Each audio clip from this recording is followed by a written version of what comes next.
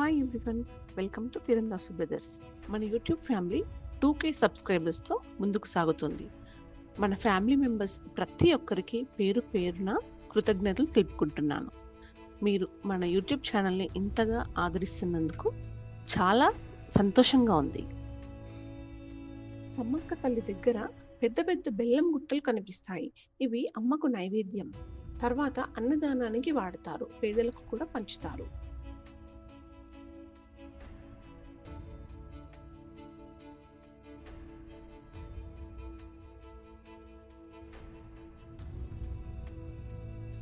ఇక్కడ ఒక మ్యూజియం కూడా ఉంటుంది, అదే ట్రైబల్ మ్యూజియం. మాకు చూడడానికి టైం అయితే సరిపోలేదు. మీరు ఎవరైనా చూసినట్లయితే కామెంట్ సెక్షన్లో తెలియచేయండి.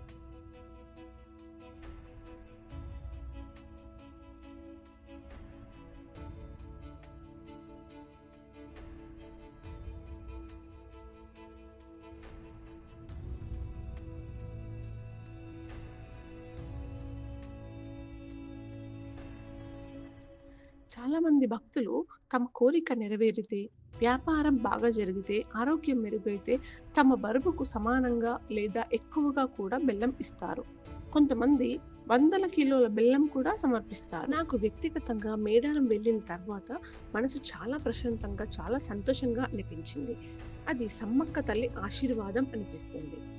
నేను ఫస్ట్ టైం అమ్మవారిని దర్శించుకున్నాను. మేడారం జాతరలో మనం ఎక్కువ చూసేది అమ్మవారికి వడిబియ్యం పోయడం. ఈ వడిబియ్యం అంటే ఏమిటి? ఈ మేడారం జాతరలో భక్తులు ఒక ప్రత్యేకమైన బియ్యం తీసుకుంటారు, అదే అమ్మవారికి వడిబియ్యం. ఇది సమ్మక్క సారలమ్మ దేవతలకు భక్తులు ఆశీర్వాదంగా ఇచ్చిన బియ్యం అని నమ్మకం. మేడారం ఆలయం దగ్గర సమ్మక్క తల్లి ఉన్న చోట భూమి మీద స్వయంగా చిన్న చిన్న బియ్యం గింజల్లా కనిపిస్తాయి. అవి ఎవరు పోసినవి కావు, యంత్రంతో చేసినవి కూడా కావు. అవి స్వయంగా పుడతాయని భక్తుల నమ్మకం. ఈ వీడియో మీకు నచ్చినట్లయితే తప్పకుండా లైక్ చేయండి, మీ స్నేహితులతో షేర్ చేయండి. మరియు ఇలాంటి మంచి తెలంగాణ సంస్కృతి, దేవాలయాలు, అద్భుతాల వీడియోల కోసం మా ఛానల్ని సబ్స్క్రైబ్ చేయండి. మీ ఒక్క సబ్స్క్రైబ్ మాకు మరింత మంచి వీడియోలు చేయడానికి ప్రేరణ ఇస్తుంది. Thanks for watching. Hi, good morning. Medaram దర్శనం సక్సెస్ఫుల్ గా అయిపోయింది ఫ్రెండ్స్. సక్సెస్ఫుల్ గా 12 గంటలకు మేము బస్ ఎక్కాం ఫ్రెండ్స్.